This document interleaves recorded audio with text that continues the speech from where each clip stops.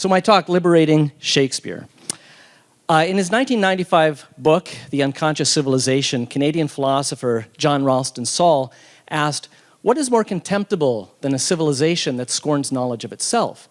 I believe that for the past 100 years, our civilization has been scorning knowledge about Shakespeare and hence of its very foundations. To explain what I mean, I first want you to think about Shakespeare. I'm pretty sure we all have the same image in our minds: a balding, doublet-clad man with a pointed goatee, a quill in one hand, perhaps a skull in the other. Or maybe you're thinking of Joseph Fiennes from Shakespeare in Love. That's okay too. But this image, besides being a caricature, is in fact a mythology, a series of legends passed from one biographer to another about a common-born natural genius and businessman, but without, and few people realize this, without a single contemporary historical document to support it. And more than being a mythology, I've come to realize that this image of Shakespeare is in fact an intellectual and a cultural prison, one reproduced by our institutions of higher learning, and which has condemned generations of scholars and students to an epistemological dead end, asking questions that can never have answers because they are prevented and discouraged from looking in the right place. For 30 years now, I've been convinced that the name William Shakespeare is a pseudonym, a pen name disguising a brilliant aristocrat whose identity has been known to us for almost a century, and that William Shakespeare of Stratford-upon-Avon was simply a successful businessman, property investor, theater investor, and inveterate tax evader. In 1993, on behalf of the Greater Edmonton Library Association, I hosted a speaker about the Shakespeare authorship question on his North American tour named Charles Beauclerc, and he was promoting the theory that Shakespeare was Edward de Vere, the 17th Earl of Oxford, a theory first proposed in the 1920 book Shakespeare Identified by John Thomas Looney. And following one of his talks at a local high school, in which he systematically dismantled the traditional biography of the Bard of Stratford-upon-Avon, this young woman approached Charles, and she had this kind of stunned look on her face, and she asked him, "Why would anybody believe it?" That question has haunted me these past 26 years. Why do we believe that the greatest works in the English language were written by a common-born businessman with no known education and who never claimed that he was a writer? What exactly is this idea of Shakespeare that has proven so persistent? And more importantly, why does the Academy reject knowledge or inquiry into the person who most likely was the author? Why, as John Ralston Saul puts it, does our civilization scorn knowledge of itself? To explain, I want to share with you my journey of how I came to understand the nature of this intellectual prison and how we might liberate Shakespeare and ourselves from it. Okay. Shakespeare was the man who wasn't there. There are no first-person accounts of him at all. In London's tightly connected world of the theater, nobody meets him. In an age rich with correspondence, nobody receives a letter from him. The only records we have pertaining to William Shakespeare of Stratford-upon-Avon relate to business dealings, taxes, legal matters. His only connection to the theater appears to be that of an investor and perhaps as an actor. And all the references that we have to Shakespeare the writer are in name only, with no personal identifying information. The literary reputation of William Shakespeare of Stratford-upon-Avon was constructed entirely posthumously, with the first biography not appearing until 1843, or nearly 230 years after his death. It may seem strange to think that the greatest works in the English language have been attributed to the wrong person for 400 years, but matters about doubt of attribution and pseudonymity are not uncommon. In 2016, the novelist Elena Ferrante was outed as a pseudonym by a journalist. In our hyper-connected information age, she had managed to keep her identity a secret for a quarter century. Why then is it so outlandish to think that a brilliant writer like Edward de Vere, writing in a very dangerous time, filled with plots and counterplots and threats of Catholic and Puritan uprisings, when all publishing was controlled by the state, and any writer who fell afoul of Queen Elizabeth could find themselves arrested and tortured or worse, would remain anonymous, either by choice or by edict, and that this secret could remain for centuries, especially since the Puritan closure of the theaters didn't end until 1660, at which point Shakespeare would have passed out of living memory. For all these reasons, there are very strong indications that the name William Shakespeare was a pen name. And in fact, many of his contemporaries tell us so. In 1628, a theologian named Thomas Vickers compiled a list of what he felt were the greatest writers of the reign of Queen Elizabeth, to which he added, that famous poet who takes his name from shaking and spear. And in Sonnet 76, but it's actually in the sonnets that Shakespeare makes this case most apparent. In Sonnet 76, he writes, "Why write I all one, ever the same, and keep invention in a noted weed, that every word doth almost tell my name?" In the plays, a weed is a garment, a piece of clothing. Coriolanus, for example, appears before the Roman Forum wearing humble weeds. So Shakespeare is telling us that he is keeping his writing clothed in a disguise, that this disguise has to do with his name, but that it's a noted weed, it's an open secret, that everything he writes basically gives away his true identity. But he also tells us in the sonnets that this identity will die with him. In Sonnet 72, "My name be buried where my body is." Or in Sonnet 81, "Your name from hence immortal life shall have, though I, once gone, to all the world must die. The earth can yield me but a common grave, while you entombed in men's eyes shall lie. Your monument shall be my gentle verse, which eyes not yet created shall o'erread." Shakespeare is telling us repeatedly and tragically in the sonnets that his works, which he knows are going to live forever, are not published under his own name, and that he will die unrecognized as their author. "My name be buried where my body is." It's heartbreaking to read, and I find it astonishing that so few scholars will take Shakespeare at his word.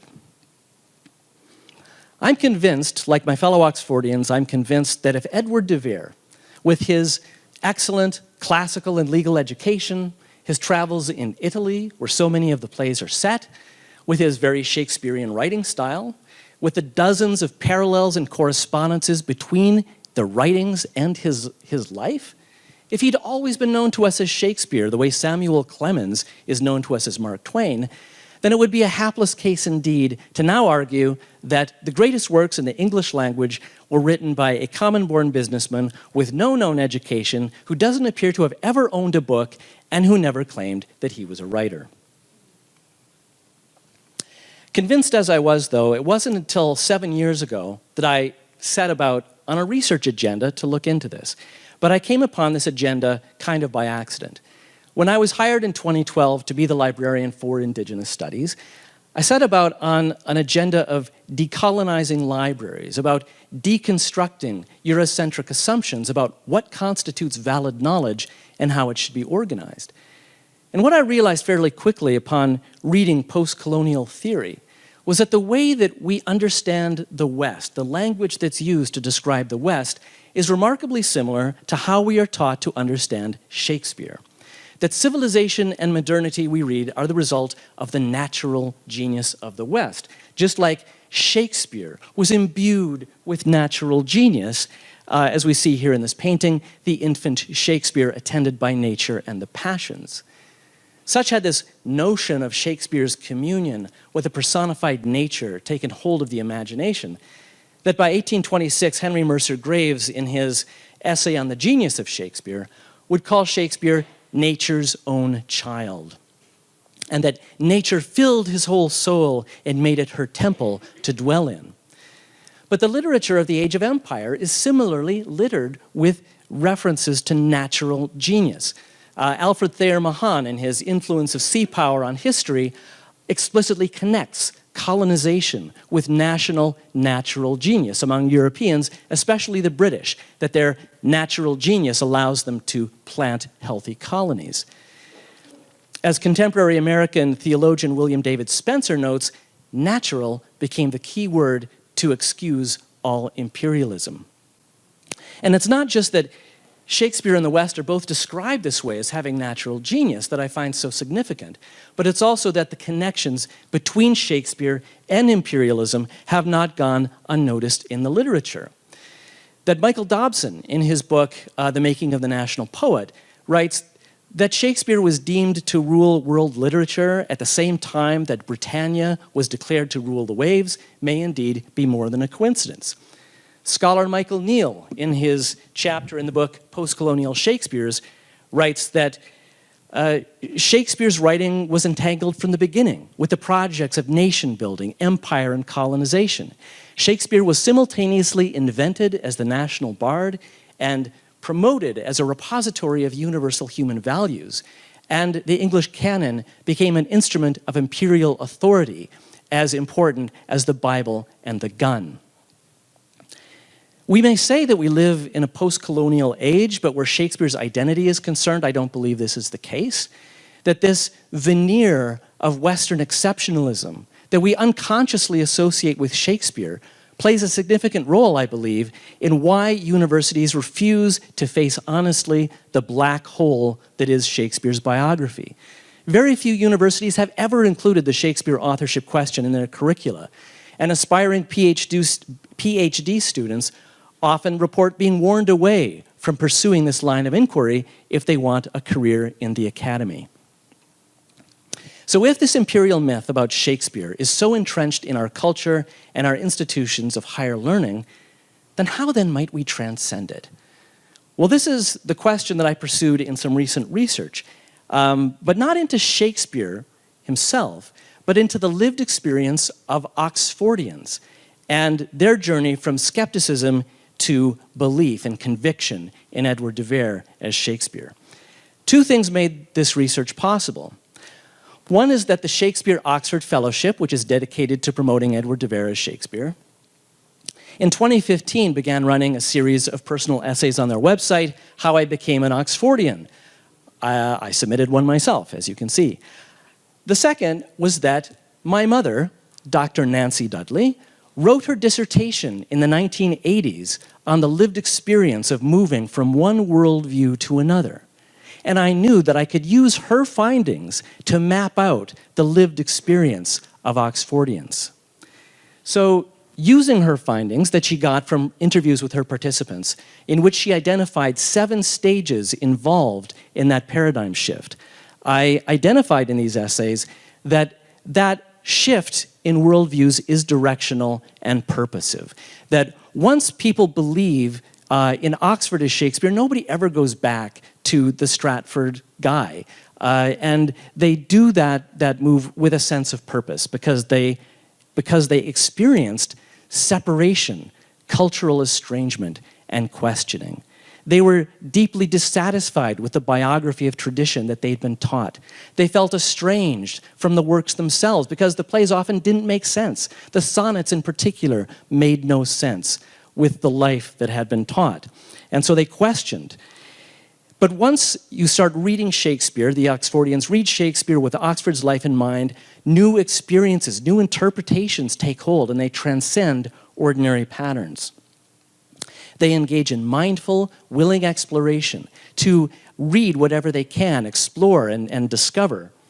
And often that involves a search for validation with like-minded others, seeking out fellow Oxfordians, joining an organization like the Shakespeare Oxford Fellowship. But there's also this internal and external struggle to integrate the worldview of Oxford in the face of the pull to convention, because this myth is so powerful and there is such a taboo against it in the academy that Oxfordians and doubters are called conspiracy theorists and snobs and worse. And so they reported that struggle.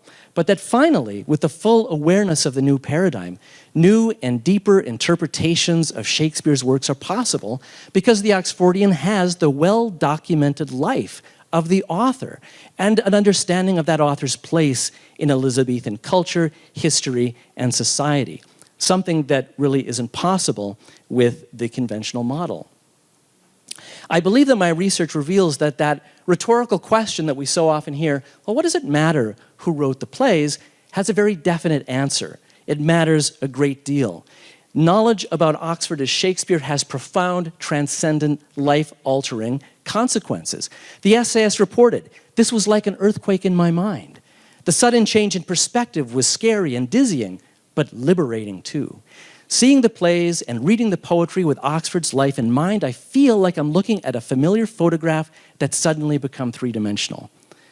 Oxford felt like Shakespeare to me. The more I learn about Oxford, the more Shakespeare makes sense and feels like a real human being to me. It was a stunning moment. I believe I cried. I felt again the fervor of scholarship. Becoming an Oxfordian has been a life-changing experience for me, as it was for me 30 years ago. So what I believe that my research reveals is that the Oxfordian experience, belief in Edward de Vere as Shakespeare, is not snobbery, it's not a conspiracy theory, it's actually a research paradigm unto itself, and one far more substantial that can be brought to the biography of convention, which, if you've ever read a Shakespeare biography, is a lot of supposition and guess and imagination. The documented life of William Shakespeare of Stratford-upon-Avon, consisting as it does of business records, property transactions, and so on, adds nothing to our understanding of the Shakespeare canon. In fact, it diminishes it, because we are asked to believe that the greatest writer in the English language was essentially a hack and a near plagiarist because he appears to be borrowing from all of his contemporaries. When, as Oxfordians argue, those contemporaries were borrowing from Oxford, who was 14 years older than Shakespeare and wrote these works years and sometimes decades earlier than is conventionally supposed. We're asked to believe that this brilliant artist, whose characters are gloriously alive to us centuries later and who touches on universal human values and themes, only wrote for money. We read at Sonnet 55 that not marble nor the gilded monuments of princes will outlive his writing, but that he didn't really care about his work because he took no interest in their publication. He's both an expert in every field of knowledge then known, but his works can't be all that learned because he only went to grammar school.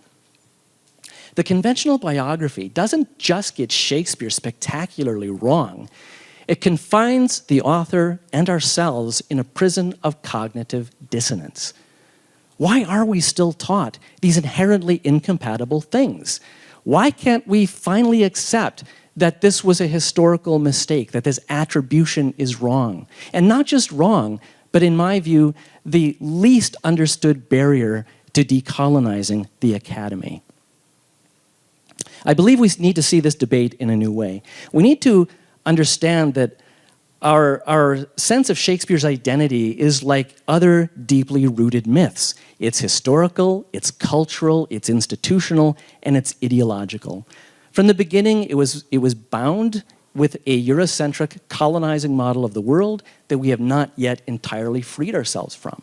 And the power of this model is such that our institutions of higher learning reproduce this narrative about Shakespeare and actively discourage investigation into the more likely author. To transcend this myth, we need to think about knowledge in a new way, like our previous speaker discussed, that we need to think of knowledge not about a mastering of sets of facts, but it's about approaches to knowledge, and that new worldviews can allow us to see facts in a new way. But that transitioning from a conventional paradigm to a new one and an unconventional one may seem threatening and difficult, but it liberates the mind and allows us to transcend former patterns that aren't working, to answer formerly unanswerable questions, and more importantly, to answer new ones. If we can liberate Shakespeare's work from the epistemological dead end to which we've confined them, from which there's no escape save speculation, and instead read them, study them, teach them, and perform them as the works of Edward de Vere, 17th Earl of Oxford, then I believe an entirely new field of study, pedagogy, and cultural studies await us. The alternative is that our civilization can continue to scorn knowledge of itself. Thank you. Thank you. Thank you so much.